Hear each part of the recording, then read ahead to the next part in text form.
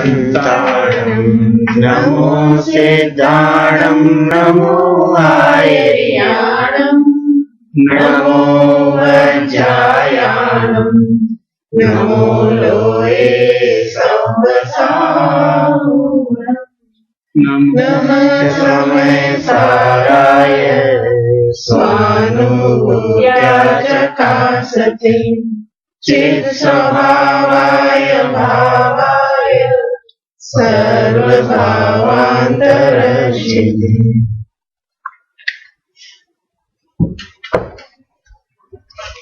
आचार्य कुंद द्वारा रचित यह समय सार नामक ग्रंथादिराज है।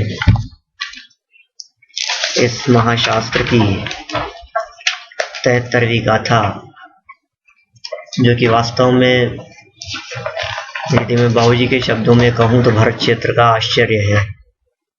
अतुल भाई, क्या? हाँ बोलो।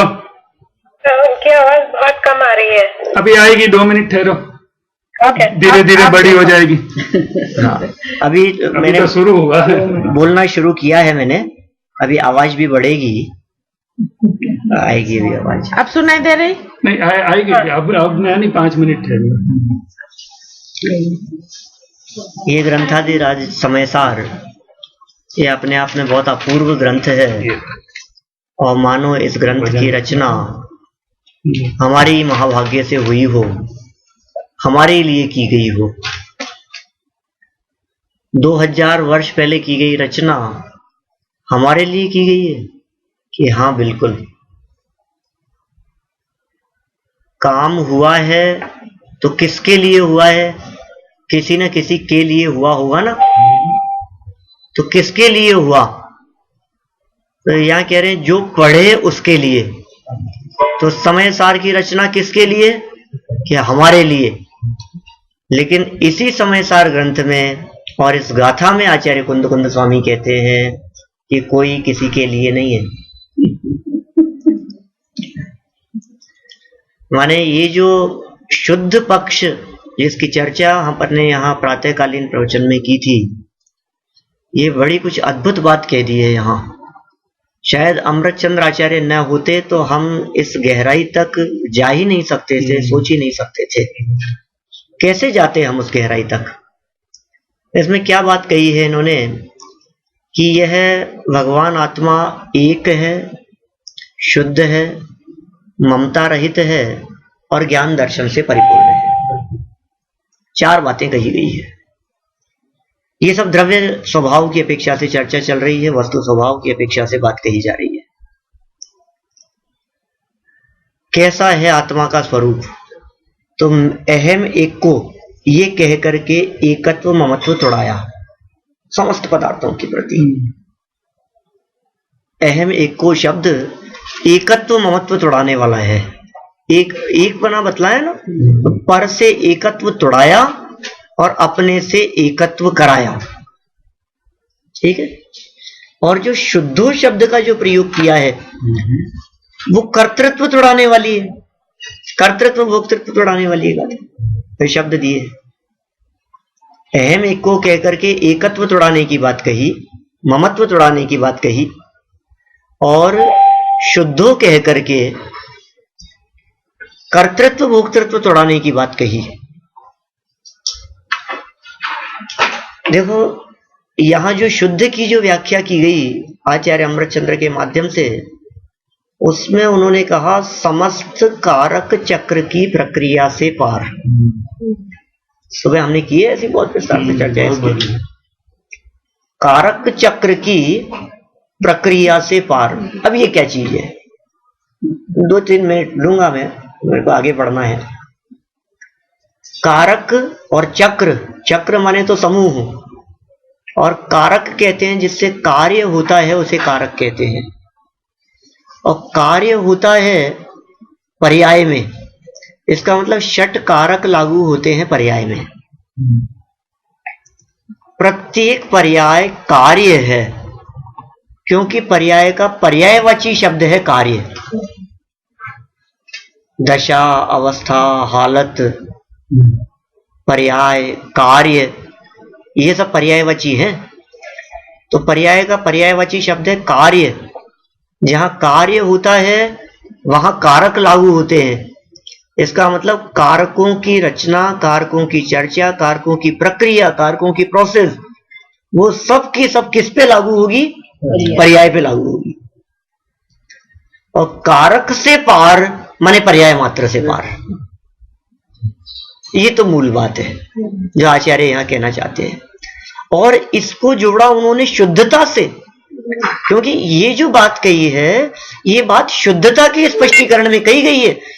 कारक नहीं है कि पर्याय मात्र से पार है, वो इंपॉर्टेंट नहीं है, लेकिन इस कारक चक्र की प्रक्रिया से पार पाना इसकी शुद्धता है, ये इंपॉर्टेंट बात है। यहां उसकी शुद्धता को बतलाने के लिए आचार्य अमृतचंद्र स्वामी कारकों से पार कह रहे हैं। इसका मतलब जो कुछ भी कहीं कुछ काम होता हुआ दिखाई देता है, उठापटक होती हुई दिखाई देती है, बोले अशुद्धता हुए बिना नहीं रहेगी।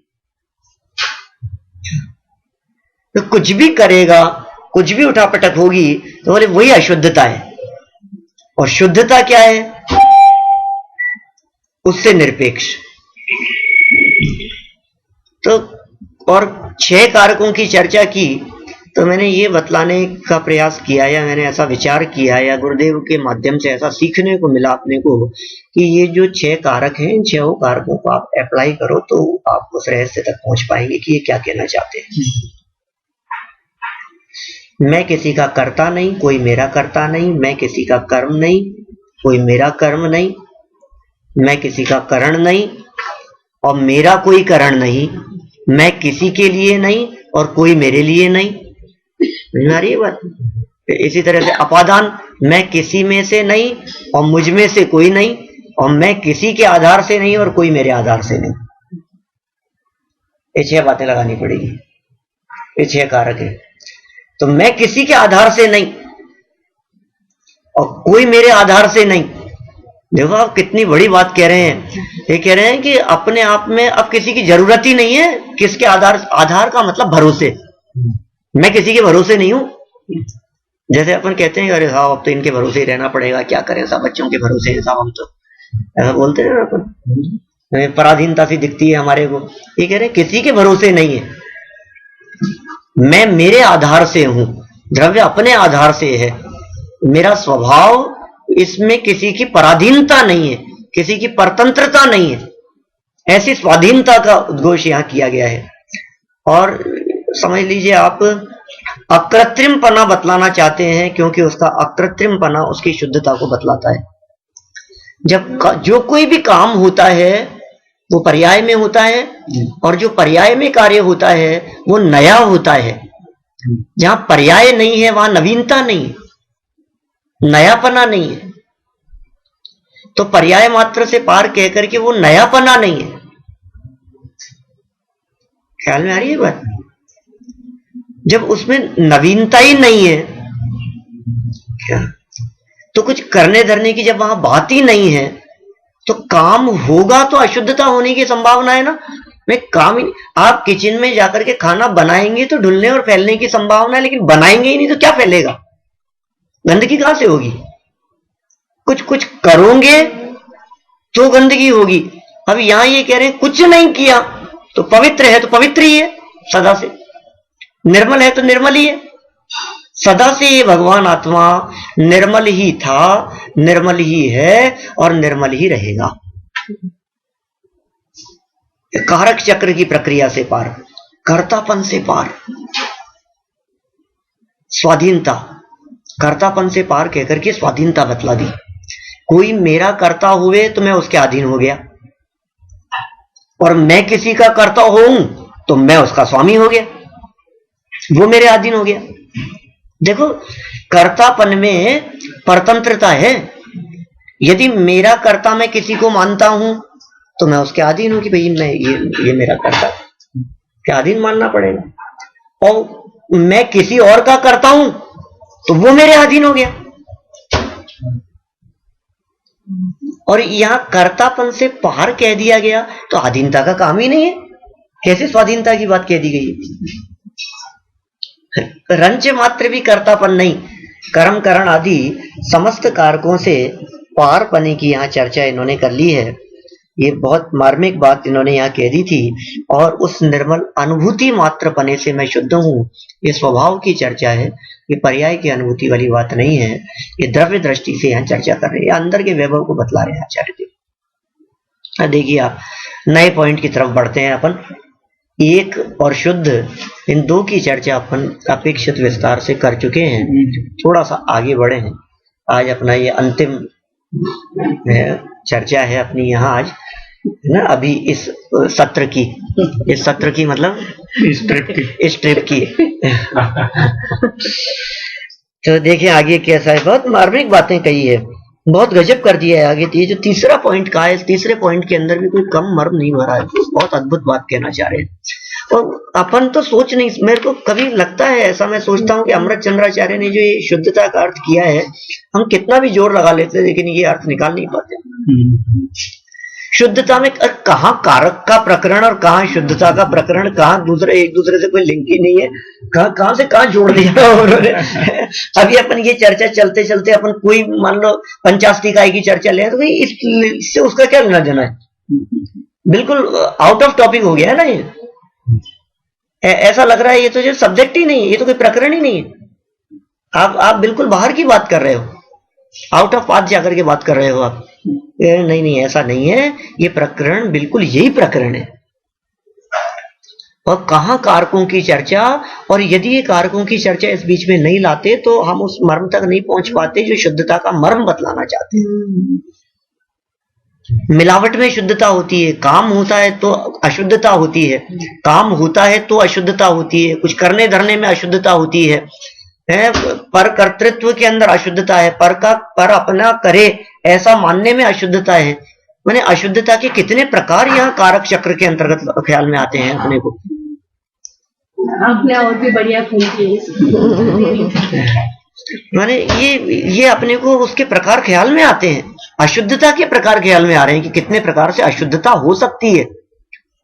और जैसे ही हमने उसको देखा कि अरे इससे तो पार कह दिया गया है, एक और बात ख्याल में आती है कि जब आप कौन से पेज पे हैं? पेज नंबर है 135, समयसार ग्रंथ, गाथा नंबर 73 और उसकी टीका। समयसार ग्रंथ में है, अनुशीलन में भी हो सकता है क्योंकि है मेरे पास समयसार का ग्रंथ। अच्छा, 143 पेज है।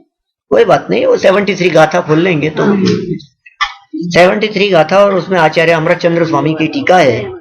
वैसे अभी तक मैंने कुछ पढ़ा नहीं है पुस्तक में से, वही में हम लोगों को पता नहीं था आप कहाँ पे हो, तो इसलिए पुस्तक में नहीं है, ज्यादातर तो सुनना ही है। एक्चुअली ये तो गाथा है, पर बाकी तो सब कुछ आप तैयार की पढ़ना। तो अब इसमें से पढ़ेंगे तो फिर 1 घंटे में कितना पढ़ जाएंगे। नहीं आप बोलिए, मैं समझा कि कोई पर्टिकुलर पढ़ रहे थे आप गाथा में, पता ही थी कौन सी पढ़ रहे थे। हाँ 73 नंबर की गाथा हमने यहाँ चला रखी है। मैं समझ गया। हाँ बिल्कुल। देखिए आप तीसरा बोल बहुत मार्मिक कहना चाह रहे हैं, यहाँ कुछ अलग हट के बात कही है। तीसरा बोल तो क्या है, निम्ममो, ममता रहित हूँ। अब ममता रहित हूँ का अर्थ लगाओ। अब एक बार अमृत चंद्राचार्य की टीका को छोड़ो और आप सोचो ममता रहित हूँ क्या कहें। ममता नहीं, तो पर को चाहता नहीं है, पर से लगाव नहीं है, ममत्व नहीं है। और आप और ममता रहित का और क्या अर्थ कर रहे हैं। निर्मम का हम क्या अर्थ कर सकते हैं। यद्यपि बात तो यही है, निर्मम शब्द का अर्थ तो यही होता है, लेकिन उसको किस तरह से उठाया गया है। मैं पर को चाहता नहीं हूं, पर मेरा नहीं है, पर से मेरा कोई संबंध नहीं है।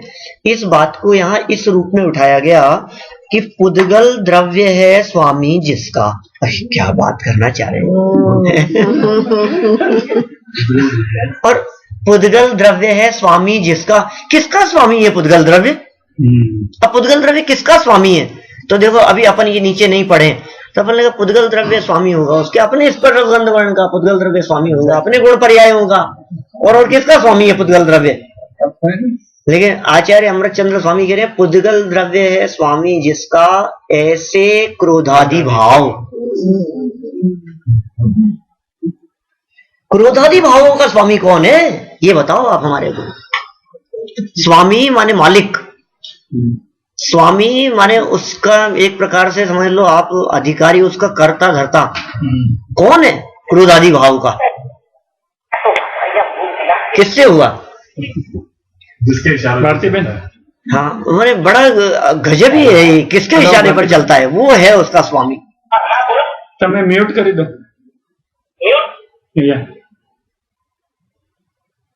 देखिए आप क्या कहा, उद्गल द्रव्य है स्वामी जिसका ऐसे क्रोधादि भाव। ये कहना चाह रहे हैं आचार्य अमृतचंद्र स्वामी, यहाँ क्रोधादि भावों का स्वामी पुद्गल द्रव्य होता है। झगड़ा हो गया जीव और पुद्गल में। किसके हैं क्रोधादि, ये बताओ। तो जीव ने कहा कि पुद्गल का है, और पुद्गल ने कहा कि झूठ बोलता है, मेरा नहीं है, खुद का है ये।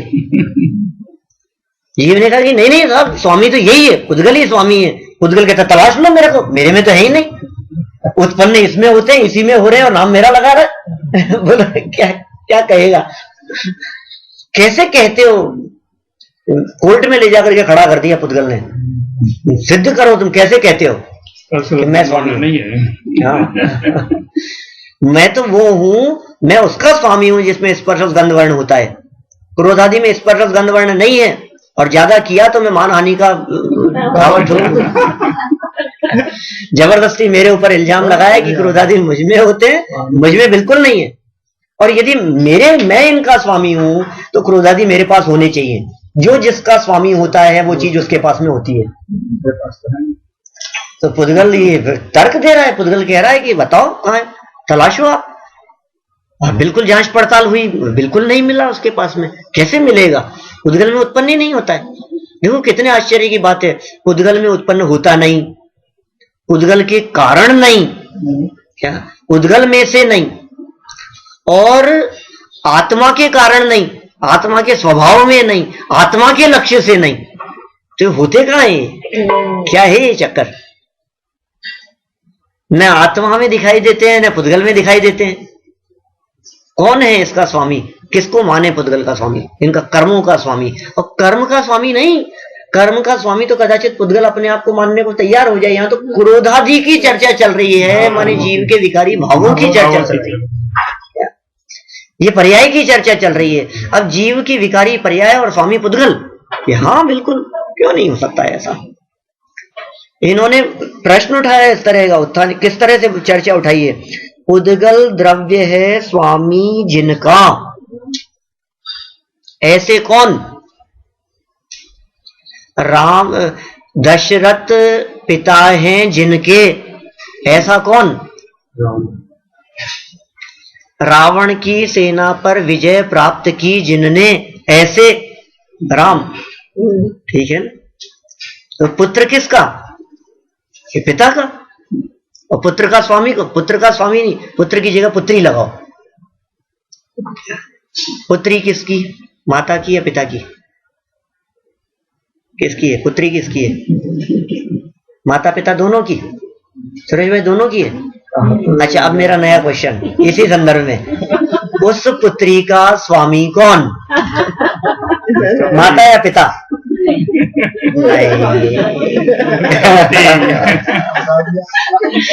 क्या पुत्री माता पिता की? जिस घर में जन्म लिया वो उसके स्वामी नहीं है क्या? स्वामी कौन है? कि स्वामी तो वो है जिसके गले में उसने वरमाला डाली है। बोलो वो उसका स्वामी है कि नहीं? ऐसे जो क्रोधादि परिणाम है, इन क्रोधादि परिणामों का स्वामी कौन? अखिल भाई, जिसके गले में क्रोधादि भावों ने वरमाला डाली है, जिसमें क्रोधादि भावों ने अपनापन किया है, जिसमें क्रोधादि भावों की तन्मयता दिखाई देती है, वे उसके स्वामी है।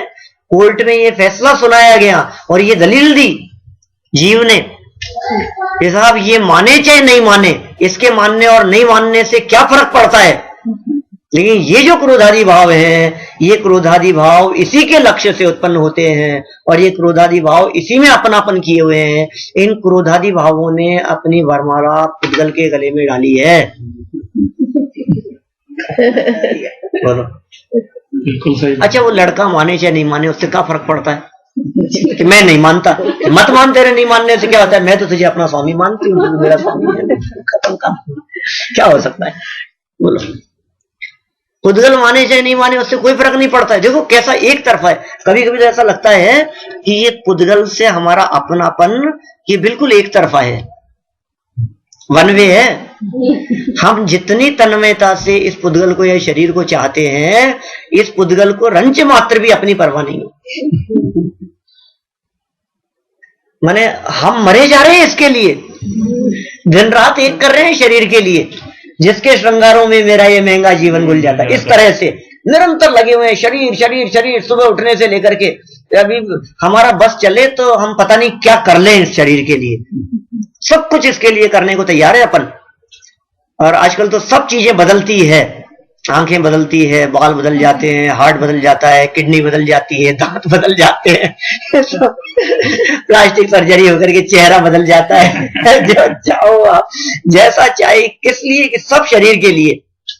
और देखो आप जितने ज्यादा से ज्यादा महंगे, जितने महंगे आपको खाने के पदार्थ वस्तुएं नहीं मिलेगी, उससे कई गुने ज्यादा महंगे पदार्थ ये शरीर को बाहर से चमकाने की चीजें मिलेगी।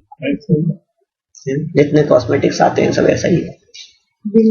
किसके लिए मरे जा रहा है, उसके लिए। भाई शरीर से पूछ, तू जिसके लिए कर रहा है ना, दिन रात एक कर रहा है, वो तुझे अपना मानता है क्या? कि नहीं नहीं, वो तो बिल्कुल नहीं मानता, वो तो आंख उठा के नहीं देखता हमारी तरफ। कैसे मूर्ख हैं हम। पुद्गल द्रव्य है जिसका स्वामी, ऐसे कौन कि क्रोधादि भाव। और इतना ही नहीं कहा, उन क्रोधादि भावों का अनेक रूपत्व, विश्व रूपत्व, क्या शब्द दिया है देखिए नीचे।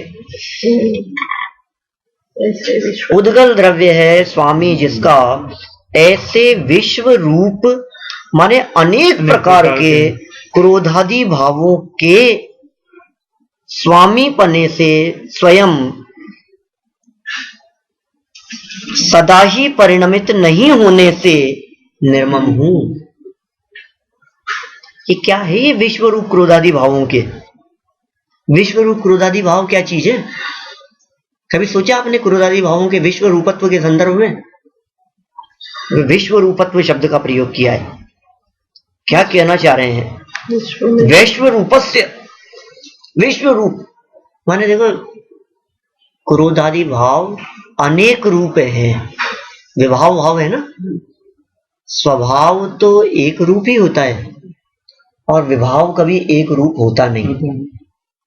कभी विभाव एक रूप नहीं होता, विभाव आपको कभी एक रूप नहीं दिखेगा।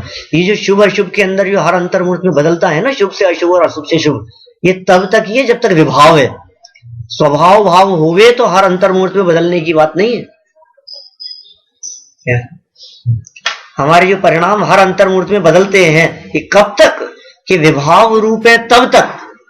स्वभाव रूप ये जीव अनंत काल तक रहे तो रह सकता है, और लेकिन विभाव रूप रहने के लिए इसको थोड़े समय के लिए भी कहा जाए, थोड़े टाइम के लिए भी बोला जाए, तो ये रह नहीं सकता। हमें कहेंगे आप गुस्सा करो, गुस्सा आ रहा है ना आपको बहुत तेज, अब आज करते रहना, देखता हूं कितनी देर गुस्सा कर सकते हो। कर सकते हो, कितनी देर गुस्सा चलेगा आपका? शांति से रहना हो तो जीवन भर रहा जा सकता है, सहज रहना हो तो अनंत काल रहा जा सकता है, सादी अनंत काल के लिए अपने स्वभाव में रहा जा सकता है। लेकिन विभाव रूप रहना हो तो आचार्य करणानुयोग के ग्रंथों में कहते हैं कि अंतर्मूर्त से ज्यादा नहीं रह सकता। और अंतर्मूर्त भी बहुत स्थूल समझ रहे हैं आप, पौन घंटा जो समझ रहे हैं, उस पौन घंटे में तो असंख्यात बार उतार चढ़ाव हो गए। वो एक रूप रहता ही नहीं है, अप एंड डाउन चलता ही रहता है, उसमें ऐसे तारतम्यता रूप भेद पड़ता ही रहेगा। स्वभाव भी नहीं है विभाव में। ये विभाव भावों का अनेक रूपत्व, विविध रूपत्व। एक तो क्रोध में ही क्रोध की तीव्रता और क्रोध की मंदता, और क्रोध बदल करके मान हो जाना, और मान बदल करके मायाचार लोभ रूप हो जाना, ये उसकी अनेक रूपता। और फिर दूसरा, यदि मैं आपको और इसकी अनेक रूपता के बारे में बतलाऊं, तो ये क्रोधादि चार ही नहीं है, विकारी भाव कितने हैं बोलो? अनंत हैं। कौन कौन से अनंत हैं? बता सकते हो आप? आपने तो कह दिया अनंत, ऐसे कहने से थोड़ी ना काम चलेगा। अनंत विकारी भाव, अनंत विकारी भाव आते हैं कि आपके मन में कभी? अनंत विकारी भाव आते हैं आपके मन में कि नहीं नहीं, कितने आते होंगे, ज्यादा से ज्यादा हम चीटी मारने का तो भाव आता नहीं, काय के विकारी भाव क्या आएंगे? किसी से राग द्वेष, राग का भाव होगा कि थोड़ा गुस्से का भाव, नाराजगी का भाव हो जाएगा, और दो चार तरह के भाव के अलावा और कौन से भाव अपने को विकारी दिखते हैं? बोलो, लगता है आपको कभी? विश्व रूपत्व को मैं समझने की कोशिश कर रहा हूं कि विश्व रूपत्व किस तरह का होगा आखिर, इन विभाव भावों का विश्व रूपत्व। ये ऐसा कहना चाह रहे हैं कि विभाव भावों का एक छत्र राज्य पूरी दुनिया में, जो उनका विश्व रूपत्व छाए हुए हैं पूरी दुनिया पर।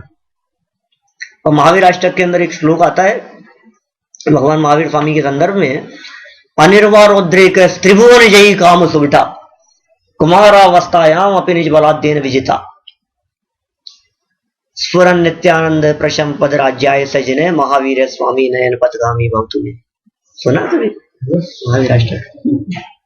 7वें श्लोक के अंदर ऐसी चर्चा की है उसके अंदर कि हे भगवान महावीर स्वामी, तीनों लोगों को एक योद्धा ने अपने वश में कर रखा है। कौन है वो? कि काम रूपी योद्धा, काम सुभट। और उस ऐसे सुभट योद्धा को भी आपने कुमार अवस्था के अंदर ही जीत लिया। ये ऐसा विश्व रूपत्व बतलाना चाहते हैं। हर व्यक्ति इसके चक्कर में है, माया के चक्कर में, क्रोधादि के चक्कर में, लोभ के चक्कर में, विवाह भावों के चक्कर में उलझा हुआ है।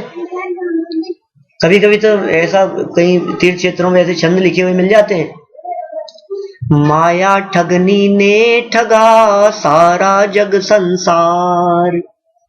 माया रूपी ठगनी ने, माया ठगनी ने ठगा सारा जग संसार, और जिसने माया को ठगा उसकी जय जयकार। मायाचार को माया से जीत लो आप। क्रोध के ऊपर क्रोध, जैसी चर्चा करते हैं ना, आज तक कभी क्रोध पर क्रोध नहीं हुआ। मान हुआ, लेकिन मान से हटकर जो मान योग्य है उसका मान नहीं किया।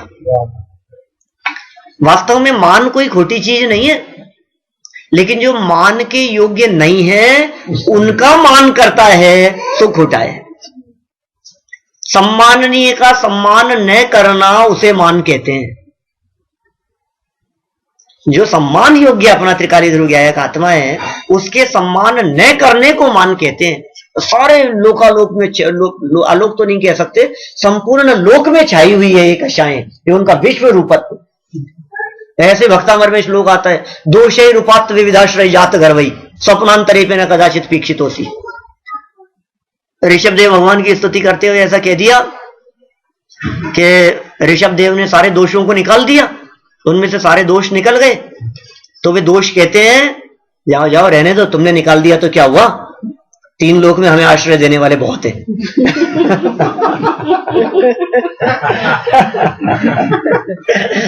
उन दोषों को ऋषभ देव के अंदर तो निकल गए ना, निर्दोष हो गए। कहते हैं तुमने क्या निकाल दिया, तुम समझते क्या हो अपने आप को?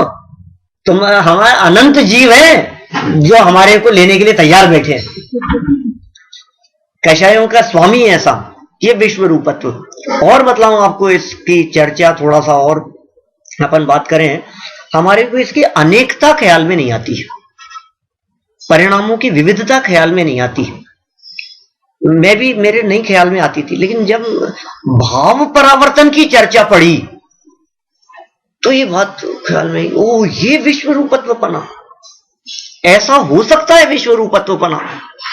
क्योंकि जब भाव परावर्तन की चर्चा देखते हैं तो उसमें भी ये बात कही गई है कि द्रव्य, क्षेत्र, काल, भव, ये 4 परावर्तन, द्रव्य परावर्तन, क्षेत्र परावर्तन, काल परावर्तन और भव परावर्तन, ये सभी परावर्तन अनंत अनंत अनंत बार पूरे हो जावे तब जाकर के एक भाव परावर्तन होता है। और परावर्तन क्या है अभी मेरे को वो अपना टॉपिक नहीं है, लेकिन मैं सिर्फ एक लाइन में उस परावर्तन की परिभाषा बतलाना चाहता हूं। हम किसी परिणाम से शुरू करें और फिर उसके बाद में बदलते बदलते बदलते बदलते बदलते बदलते बदलते बदलते बदलते बदलते ऐसे वापस उसी परिणाम पर वापस आ जाएं और ऐसा एक चक्र पूरा हो जाए, उसका नाम है परावर्तन। साइकिल पूरा हो गया, प्रकृति अपने आप को वापस दोहराती है। कब? अनंत काल बाद।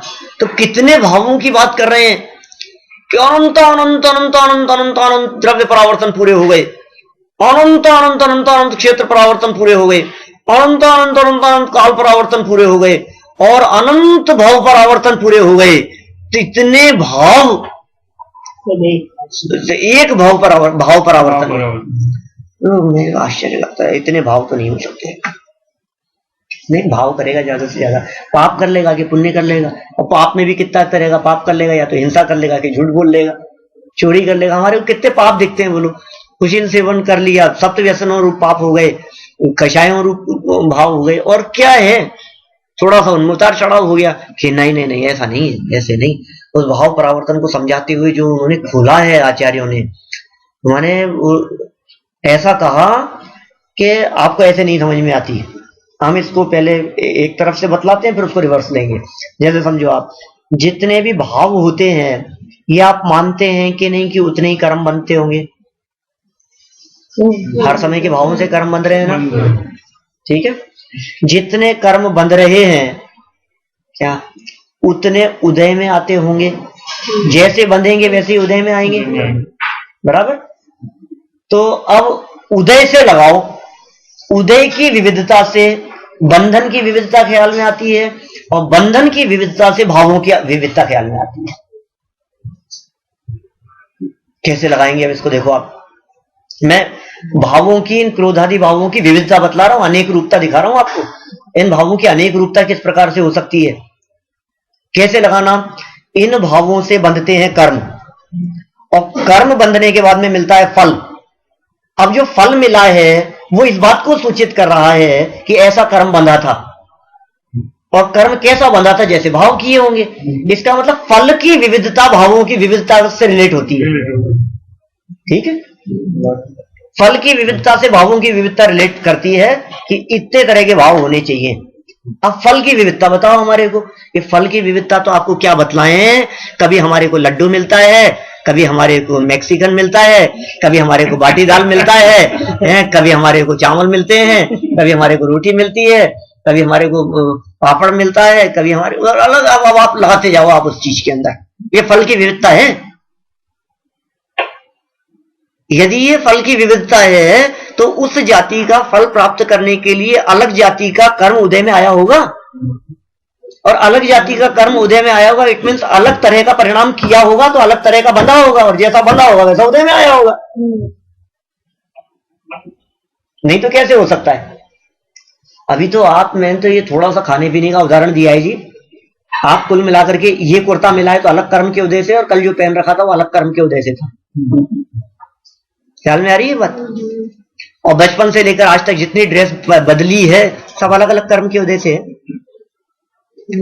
इसका पुराना होना अलग कर्म के उदय से, इसका फट जाना अलग कर्म के उदय से, इसका धुलना अलग कर्म के उदय से, धुला हुआ पहनना अलग कर्म के उदय से, इस पर निशान दाग लग जाना अलग कर्म के उदय से है। फल की विविधता नहीं होगा क्या? बतलाओ मुझे, कैसे नहीं होगा? इसमें यदि फल की विविधता कैसे नहीं होगी? आपको माननी पड़ेगी फल की विविधता। एक ही कर्म के उदय से धुला हुआ और एक ही कर्म के उदय से बिना धुला हुआ, ये दोनों बातें कैसे होगी?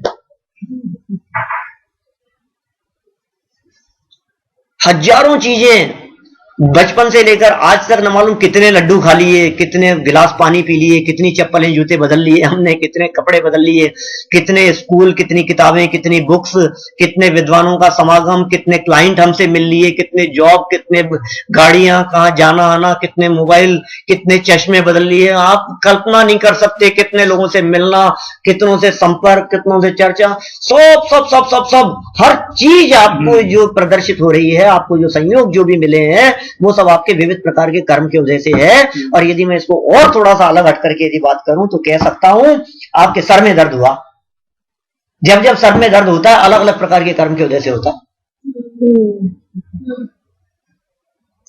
3 लोग, जितने लोगों के, और सबके सर में दर्द हो मान लो, तो सबके समान जाति का नहीं है? क्यों नहीं है ये बताओ मेरे को। उसके पीछे कारण क्या है कि सबका उदय अलग अलग है। सबका उदय अलग अलग क्यों है? क्योंकि सबके बंधन के परिणाम अलग अलग थे। अदरवाइज परिणाम एक होते तो बंधन भी एक होता और फल भी एक होता। जितना समय हो गए उतने वो हो गए, कितने होंगे? तभी अनंत कहा है भाई, अनंत। द्रव्य क्षेत्र काल भाव परावर्तन से अनंत गुना है भाव। ये भाव रिपीट नहीं होते, इसलिए कहते हैं वर्तमान में जो जिनवाणी सुनने का परिणाम आ गया, ये परिणाम कब तक रहेगा? रहेगा नहीं, भरोसा मत करना। किसी और की बात नहीं कर रहे हैं, अपने आप के परिणामों पर भी भरोसा नहीं होता, क्योंकि परिणाम ही ऐसे। इसलिए कहते हैं परिणामों पर भरोसा करो मत करो, अपरिणामी पर भरोसा करो। अपरिणामी पर जिसने भरोसा किया, फिर परिणामों का भरोसा अभरोसे की बात ही नहीं रही, वो परिणाम अपने आप सुधर गए। परिणाम नहीं सुधारना। ताते परिणामन की संभाल में गाफिल मत हो प्राणी। परिणामों की संभाल के अंदर गाफिल मत हो, उलझे मत इसके अंदर, क्योंकि ये उलझन है। ये तू परिणामों के अंदर उलझता रहेगा, किसी दिन अपरिणामी को संभालना। त्रिकाली को क्यों नहीं देखता है तू? अपने त्रिकाली ध्रुव ज्ञायक आत्मा को देखे तो परिणामों को संभालना नहीं पड़ता है, अपने आप संभलते हैं। और परिणामों का आधार भी वही है, जो क्रिया परिणाम अभिप्राय की चर्चा करते हैं ना अभय जी भाई साहब, जिस किसी भी एंगल से लेते हैं, मैं कहता हूं जितने भी परिणाम होते हैं उन परिणामों का आधार है अभिप्राय। अभिप्राय के भरोसे बदलते हैं परिणाम। परिणाम हमारे हाथ में नहीं है। आप जबरदस्ती करके स्वाध्याय के परिणाम लेकर के आ रहे हैं, लेकिन हम ये कहते हैं यहां आने के पहले या बिना विकल्प के या बिना पुरुषार्थ के आपके परिणाम किधर दौड़ते हैं? बोलो, उधर ही दौड़ेंगे आपके अभिप्राय में जो बसा होगा। आप खुला छोड़ दो। अभी तो पुरुषार्थ पूर्वक, टाइम देख करके, जबरदस्ती, आग्रह पूर्वक या अपने आप को प्रेरित करके हमें चलना है। क्लास में प्रवचन हो रहा है, अपने को वहां पहुंचना है। भले ही रुचि होगी थोड़ी बहुत, उसमें कोई बाधा नहीं है, लेकिन फिर भी ये जो आपकी जो प्रेरणा और आपकी जो ये प्रयास दिखाई दे रहा है, ये सब तो टेम्परेरी है। त्रिकाली ध्रुव के अवलंबन के बिना जाना तो उधर ही है, अपने आप उधर ही दौड़ता है। किधर जाता है बतलाओ मेरे को। पानी को आपने जमीन पे डाल दिया, वो किधर जाएगा? या अपने आप ढलान की तरफ जाएगा? झुकाव किधर है, इसको पकड़ने की कह रहा हूं। जिधर झुकाव है पानी उधर ही बहेगा ना। तो परिणाम भी पानी की तरह हैं, ये किधर बहेंगे कि झुकाव किधर है, कि झुकाव किधर है कि जैसा अभिप्राय है। त्रिकाली ध्रुव भगवान आत्मा जिनके अभिप्राय में बसता है, उनका विषय भोगों के काल से हट करके परिणाम बार बार में अपने आप हट करके त्रिकाली ध्रुव की तरफ भागता है उधर। और जिनके अभिप्राय में त्रिकाली ध्रुव ज्ञायक आत्मा नहीं है, उनके त्रिकाली ध्रुव भगवान आत्मा की चर्चा करते करते भी परिणाम बार बार में विषय कषायों की तरफ भागता है। मंदिर में बैठे बैठे भी घर की चर्चाएं आ जाती है, वो बात ख्याल आने लग जाती है, उधर के विकल्प चलने लग जाते हैं। स्वाध्याय में बैठे बैठे भी, इसका मतलब वो अभिप्राय में क्या बसा हुआ है। लेकिन आपके परिणामों में क्या चीज है, परिणामों में क्या चल रहा है, कितने प्रकार के परिणाम हो गए हैं, अनगिनत परिणाम है। ठीक है, ये अनेक रूपता उसकी है, उन परिणामों की। इसी को विश्व रूप का, विश्व रूपत्व। हाँ, यही मतलब पंच परिवर्तन के जितने भाव हैं सारे आ गए, सब भाव आ जाएंगे, वो लगाया जा सकता है। देखो आप, ये मैं कोई शास्त्र से पढ़ करके नहीं बतला रहा हूँ, ये तो मेरे दिमाग की बात है। जचे तो स्वीकार करना अपना एक भाव। देखो भाई, कुल मिलाकर के बातें, हम जो बात कह रहे हैं ये बात आगम से मेल खाती है कि नहीं, बस कुल मिलाकर के बात ये है। जो बात यहाँ कही जा रही है, क्रोधादि भावों का अनेक रूप बना, विश्व रूप बना, लेकिन फिर भी उसके स्वामी पने रूप। अब बोलो, आप कोई कहेगा साहब ये जो है ना ओबामा, क्या आपको उसका स्वामी बना रहे हैं? बोलो तैयार हो कि नहीं हो रहे हो? मजा आ जाएगा। क्या बात कर रहे हो, मैं उसका बॉस हो जाऊंगा तो फिर तो कहना ही क्या। उसका भी बॉस। अब ये कह रहे हैं 3 लोग के ऊपर जो छाए हुए हैं क्रोधादि परिणाम, ये कह रहे उसके स्वामी पने रूप नहीं परिणमता, कभी नहीं परिणमता। क्या कह रहे हैं? क्यों कह रहे हैं ऐसा? क्योंकि तू यदि क्रोधादि के स्वामी पने रूप परिणमन करने वाला होगा तो क्रोधादि में तेरी निशंक प्रवृत्ति होगी। जो जिसका स्वामी होता है वहां उसकी निशंक प्रवृत्ति हुए बिना नहीं रहती। जैसे मान लीजिए किसी जगह पर, किसी दरवाजे के बाहर, किसी शोरूम के बाहर लिखा हुआ है किसी का प्रवेश वर्जित है, नो एंट्री का बोर्ड लगा हुआ है, वहां नो एंट्री का बोर्ड लगा हुआ है। और एक व्यक्ति, हम रुक गए, नो एंट्री का बोर्ड देख करके रुक गए, और एक व्यक्ति आया और धड़ल्ले से गेट खोल करके अंदर चला गया। नो एंट्री का बोर्ड लगा हुआ है, कैसे चला गया? बोलो कैसे चला गया? आप बता सकते हैं? जा सकता है कि नहीं कोई?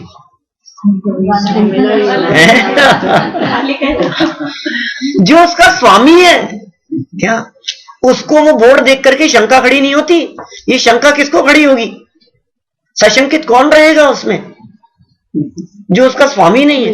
ये जिसने उसका स्वामी मान लिया कि अरे ये तो अपना ही बोर्ड है, मैं मालिक हूं मैं इसका, जो उसका स्वामी मानता है उसकी वहां निशंक प्रवृत्ति होती है, सहज प्रवृत्ति होती है, बेधड़ल्ले प्रवृत्ति होती है। यहां ये कह रहे हैं कि तू क्रोधादि भावों के स्वभाव रूप परिणमता ही नहीं है, परिणमता ही नहीं है, ऐसा कहकर के कहना चाह रहे हैं कि कोई कहे कि साहब क्या बात कर रहे हो, द्रव्य स्वभाव में तो नहीं है क्रोधादि, लेकिन पर्याय में तो है ना। अरे मूर्ख, परिणमता ही नहीं है, क्या बात कर रहा है? क्रोधादि भावों के स्वामी पने रूप नहीं परिणमता। देखिए जरा लाइन क्या लिखी है इन्होंने यहाँ, बहुत मार्मिक लाइन है भाई। क्या कह रहे हैं? पुद्गल द्रव्य है स्वामी जिनका, अभी समझ में पुद्गल द्रव्य स्वामी कैसे है? माने क्रोधादि भावों की उत्पत्ति पुद्गल के लक्ष्य से होती है। क्रोधादि भावों ने अपना अपनापन पुद्गल द्रव्य के साथ में किया है। क्रोधादि की तन्मयता पुद्गलों के साथ में है, इसलिए उसका स्वामी कौन? तो जन्मा अपने में और स्वामी वो। पुत्री का जन्म हुआ हमारे घर में और स्वामी कौन? स्वामी दूसरे घर वाला। जो अपने घर में जन्मे कोई जरूरी नहीं है कि उन सबका स्वामी अपन हो गई। मैं तो बहुत बार इस चीज के लिए उदाहरण देता हूं, घर में पैदा होने वाले चूहों का।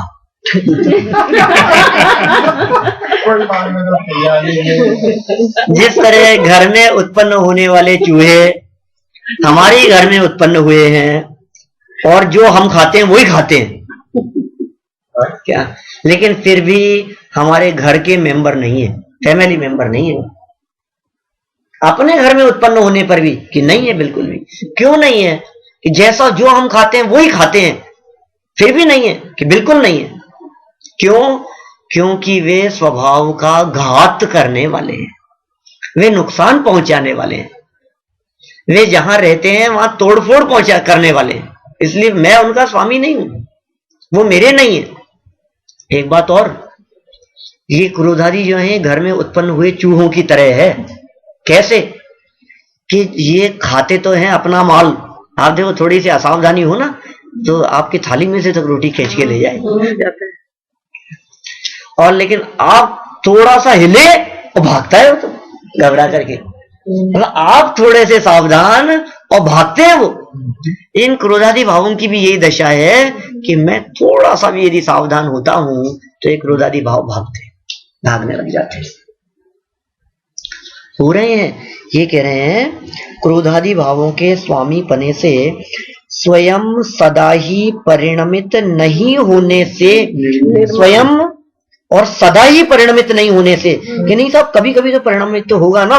यह परिणमति सह करता, ये अमृतचंद्राचार्य भूल गए हैं शायद, वो अमृतचंद्र ही कहते हैं ना, अमृतचंद्र स्वामी का ये तो कथन है, यह परिणमति सह करता। तो नहीं तू परिणमित होता है क्रोधादि भावों रूप, तू उनका करता है? तो कह रहे हैं कि नहीं नहीं, इसने कह दिया मैं क्रोधादि भावों का करता हूं, मैं नहीं हूं क्रोधादि भावों का करता, मैं करने वाला नहीं हूं उनको।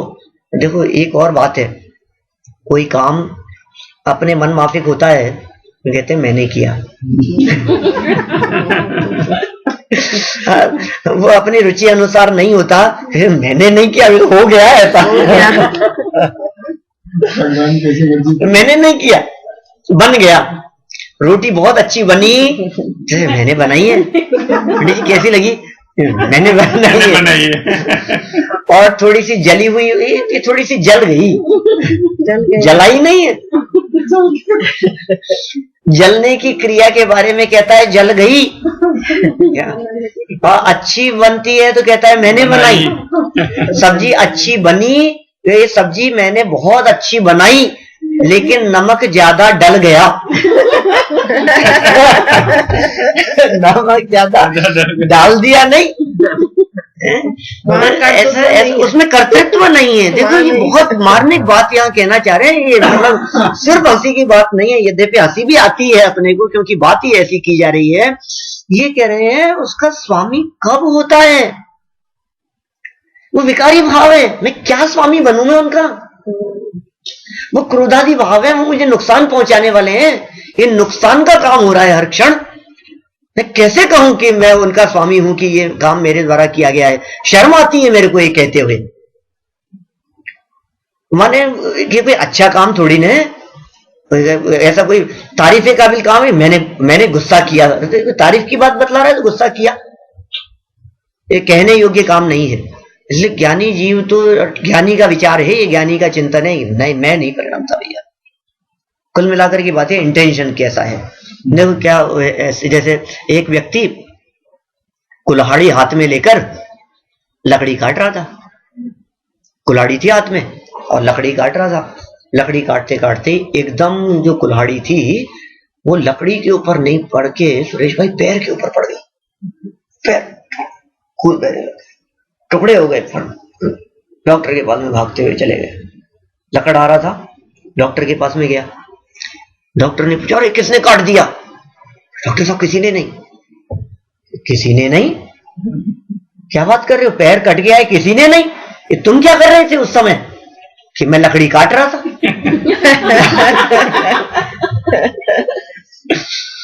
कि तुम लकड़ी काट रहे थे तो पैर किसने काट दिया? कि किसी ने नहीं, मैं लकड़ी काट रहा था और पैर कट गया। मैंने देखिए, आप कुल्हाड़ी उठाता है हाथ में लेकर के हाथ को ऐसे ऊपर करता है और नीचे पटकता है, और नीचे पटकने की उस क्रिया के अंतर्गत यदि वो कुल्हाड़ी लकड़ी पर गिरती है तो कहता है मैंने लकड़ी काटी, और वो कुल्हाड़ी लकड़ी पर नहीं गिर करके पैर पर गिर जाती है तो कहता है मैंने नहीं काटा।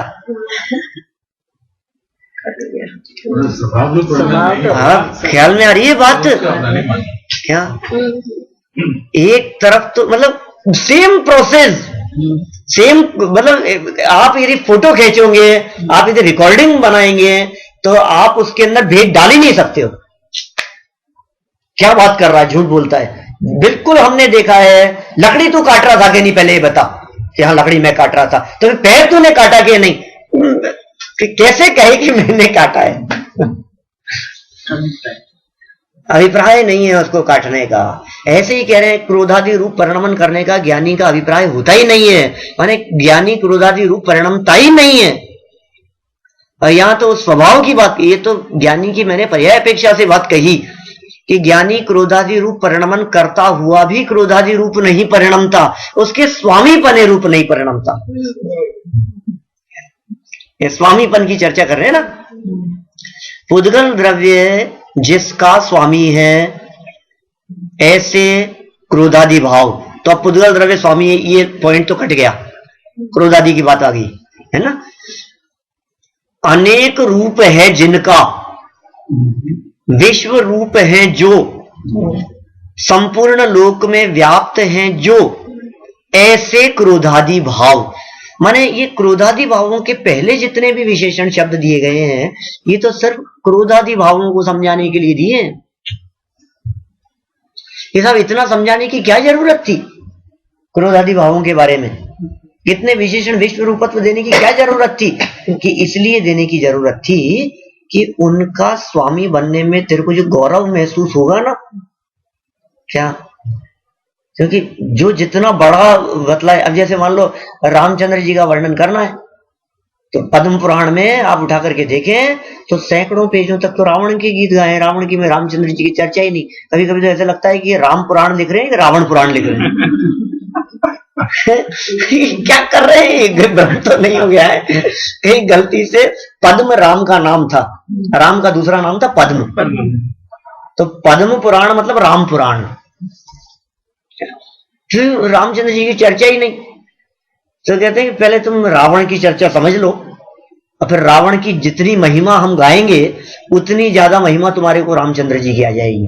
ये कैसे कि ऐसे रावण पर भी, ऐसे रावण को भी जिसने ऐसे परास्त कर दिया, वो कितना बलशाली होगा। तुरंत ख्याल में उसके गीत गाने के बाद में, माने पहले गीत गाओ आप दूसरे के, जिसको हराया है। फिर हमने ये कहा दारा सिंह ने किंग कॉन्ग को फाड़ दिया था, है प्रसिद्ध बात है ना, ये तो बहुत फेमस बात है। तो कौन था वो? होगा कोई साधारण सा आदमी। अरे नहीं, क्या बात कर रहे हो, कौन था वो, पता है तुम्हारे को? तो विश्व चैंपियन था वो, उसको फाड़ दिया। क्या तो लगता है वो कितना पावरफुल व्यक्ति होगा वो, उससे भी ऊपर। तो ये कह रहे हैं क्रोधादि भाव है कौन? कि हाँ होंगे क्रोधादि भाव, ठीक है, उत्पन्न हो जाते हैं, मर जाते हैं। नहीं नहीं नहीं, तीनों लोगों के ऊपर इन्होंने अपना कब्जा जमा रखा है। सिक्का चलता है साहब आज की तारीख में, तो पूरे 3 लोक में इनका राज चलता है क्रोधादि भावों का, ऐसे साधारण नहीं है ये। तो ऐसे क्रोधादि भावों का भी जो स्वामी बने रूप की नहीं परिणमता, माने जो उस पर लात मारता है कि मुझे इसका स्वामी भी नहीं बनना, कुछ नहीं चाहिए, ये राज्य भी मुझे नहीं चाहिए, वो आखिर क्या चीज मिली होगी, वो चीज क्या होगी? जिसके लिए सारी दुनिया पीछे पड़ रही हो, जिस पद के लिए सारी दुनिया मतलब भाग रही हो, और उस पद को जो व्यक्ति ठोकर मार करके आ जाए, इसका मतलब उसको कोई यार कोई अलग ही चीज मिल गई है, इसका मतलब उससे भी सॉलिड है उसके पास में कुछ। तो पुद्गल द्रव्य जिसका स्वामी है, ऐसे जो क्रोधादि भाव है, तो क्रोधादि भावों का स्वामी क्यों नहीं बन रहा है ये ज्ञानी क्रोधादि भावों के स्वामी रूप क्यों नहीं परिणमता है, ये बताओ। उसके पीछे क्या कारण है? उसके पीछे कारण ये है कि ये क्रोधादि भाव विभाव भाव हैं। ये ओबामा जैसे नहीं है, ये समझ लो आप, ये लादेन जैसे हैं क्या? उनका भी राज चलता है क्या? ये दाऊद इब्राहिम जैसे हैं नहीं, अबू सलेम जैसे हैं, ये नाम तो सुने, ये सब डॉन है। माने उनका एक अलग वो है, अलग प्रभाव है, उनकी एक अलग दुनिया है, वो अपनी दुनिया के शहंशाह हैं, वो अपनी दुनिया के राजा हैं, वो सद्दाम हुसैन जैसे समझ लो आप। मैंने एक बार तो अमेरिका सरकार को भी पसीना आ गया लादेन को मारने में, खैर ढेर कर दिया, वो बात अलग है, लेकिन फिर भी आसान नहीं है। ये कह रहे हैं उस रूप सदा ही कह करके कहना चाह रहे हैं, आज तक क्रोधादि भाव किया ही नहीं। ये बात इसलिए भी इस गाथा के अंदर महत्वपूर्ण है क्योंकि इस गाथा के अंदर आश्रव भावों से निर्वृत्ति की चर्चा कराना चाहते हैं। आश्रव भावों से निर्वृत्ति के प्रकरण में आचार्य अमृतचंद्र स्वामी ये कह रहे हैं कि तू जिससे निर्वृत्त होना चाहता है तो उस रूप कभी परिणमा ही नहीं। तेरे दिमाग में क्या चल रहा है कि मैं क्रोध आदि से निर्वृत्त हो जाऊं, कि विकार से मुक्त हो जाऊं, कि विकार से फ्री हो जाऊं मैं, ये तो हुआ ही नहीं यार कभी। गलत फहमी हो गई तेरे को, गलत समझ लिया तूने। आज तक कभी क्रोधादि रूप परिणमित ही नहीं हुआ, आज तक कभी विकारी हुआ ही नहीं। तेरे को तो ऐसा हो गया, तू बिना ही मतलब तूने मीठा छोड़ रखा है, तेरे तो डायबिटीज है ही नहीं। तो खाना परेशान हो रहा है, कुछ है ही नहीं। मैंने क्या कह रहे हैं, क्या उपचार कर रहे हैं, मतलब ये समझ में नहीं आता है। मैं जिस भ्रम में, माने समझ लो आप कुछ गलत टेस्ट हो गया, कि गलत जो चीज थी, जो टेस्ट करके 2 टेस्ट एक साथ करवाए थे और उसकी रिपोर्ट और उसके जो अंक थे वो गलती से इस रिपोर्ट में चढ़ गए और तुमने मीठा बंद कर दिया। तुम्हारे तो नहीं, कुछ नहीं है। ये कह रहे हैं तुम आश्रम से घबरा रहे हो, तुम क्रोधादि से परेशान हो, तुम विकार से मुक्त होना चाहते हो, तुम आश्रमों से निर्वृत्ति चाह रहे हो। और ये बहुत सूक्ष्मदर्शी से देख करके आचार्य कुंद और अमृतचंद्र स्वामी दावे के साथ में कहते हैं कि तुम्हारे आश्रम भावों रूपी बीमारी है ही नहीं, तुम काहे को परेशान हो रहे हो, ये बीमारी ही नहीं है तुम्हारे। मतलब हम परेशान क्यों हो रहे हैं?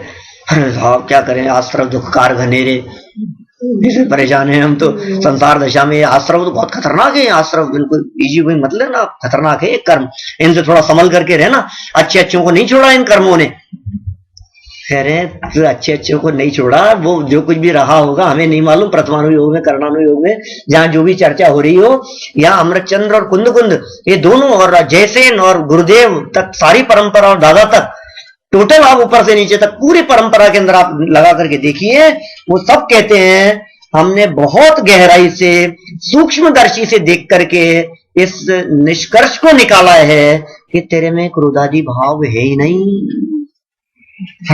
सदा ही, लाइफ टाइम। क्रोधादि में है ना, क्रोध में क्रोध, उपयोग में उपयोग, संवर अधिकार की 181 82 83 उद्गल स्वामी है ना, वो उद्गल स्वामी, उद्गल स्वामी। ये कर्तव्य के निषेध की चर्चा है ना, कर्ता कर्म अधिकार है ना। डॉक्टर ने डायबिटीज की रिपोर्ट दी, शरीर की दी थी, तो अपनी मान। हाँ, देखो मुझे हो रहा है ना, कोई शरीर का हुआ था। ये कह रहे, ये देखो, ये जो है ना सदा ही शब्द, ये बहुत इंपॉर्टेंट है। ये सदा ही परिणमित नहीं होता। मैं कभी, इसका मतलब ये बीमारी तो मेरे कभी हुई नहीं थी, मैं जिस वजह से परेशान हूं ये तो कभी हुआ ही नहीं। स्वयं और स्वयं खुद सदा ही परिणमित नहीं होने से निर्मम हूं। निर्मम हूं माने ममत्व विहीन हूं, माने ये ममत्व मेरे में है ही नहीं, इस ममत्व का उत्पादन मुझ में होता ही नहीं है। ये ममत्व माने मिथ्यात्वादी सभी आश्रव भाव उसके अंदर शामिल हो जाएंगे। मिथ्यात्व प्रमाद कषाय योग, सर्व आश्रव भाव उनसे रहित होने से मैं ममता रहित हूं। ऐसी गजब इन्होंने यहाँ बात कही। तो निर्मम कहने का बस ये जो सारा समझा है आपने, उसको निर्मम माना गया। निर्मम कहने का सारांश इतना समझना चाहिए कि मैं कभी मम रूप परिणमित हुआ ही नहीं। निर्मम, ममता रूप परिणमित नहीं हुआ।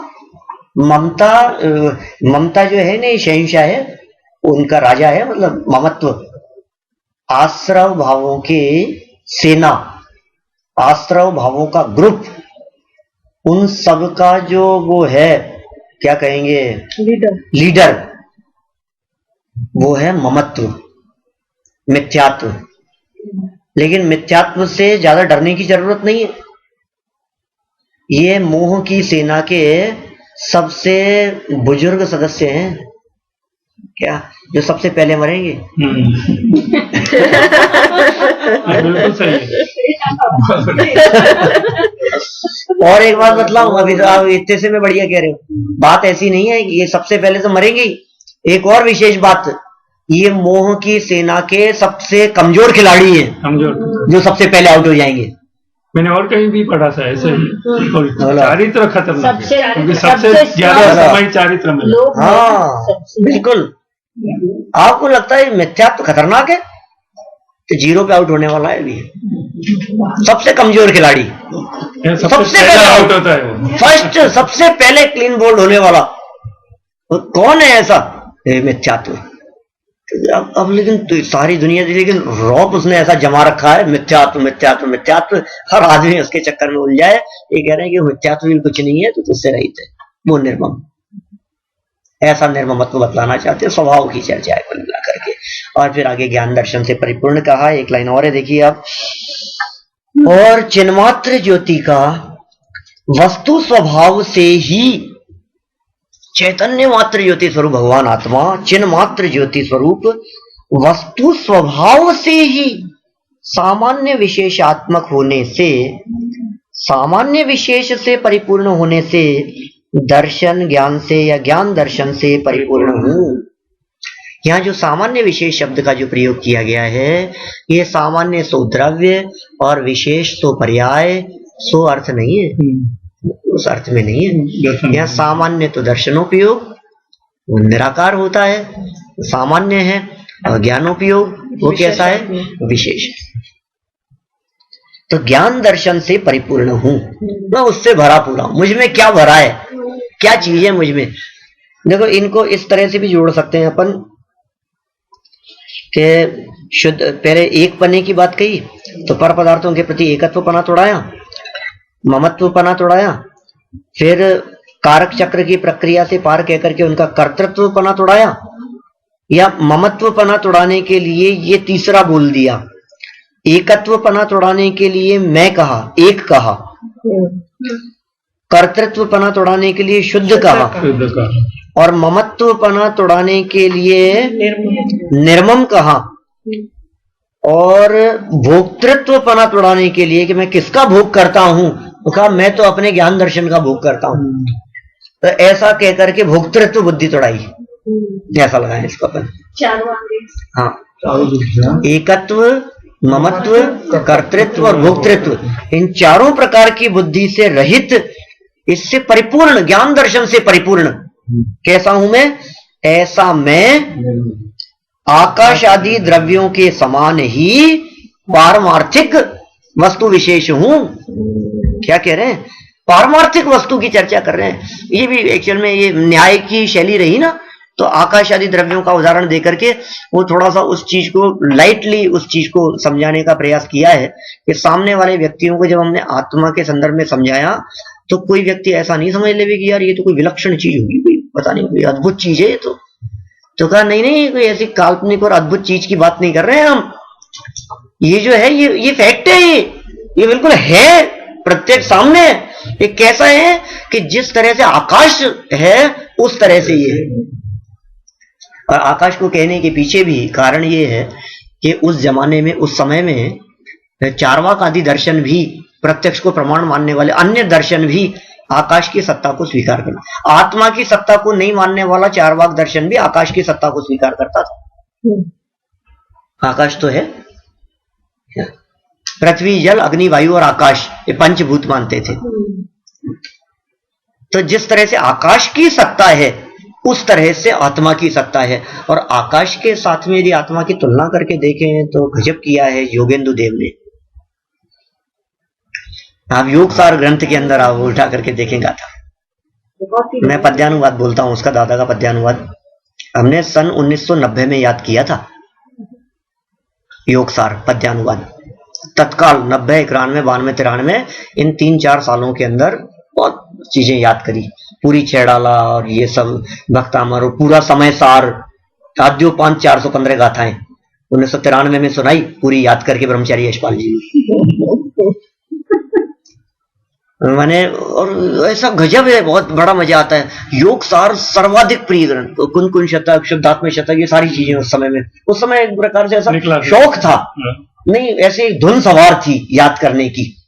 तो रोजाना का ऐसा नियम, और हमारे को पढ़ाते थे सुनील जी, वो मतलब ऐसा करते थे कि आपको 10 गाथा याद करके कल सुनानी है, और रोज की 10 गाथाएं याद करते थे, और 10 दिन के अंदर कुन शतक पूरा, फिर आगे 10 दिन के अंदर शुद्धात्म शतक पूरा, आगे 10-12 दिन के। सबसे पहले योग सार याद किया था हमने। बहुत मार्मिक गाथाएं हैं उसकी। दादा का पद्यानुवाद ऐसा है कि उसका अर्थ समझ जाने की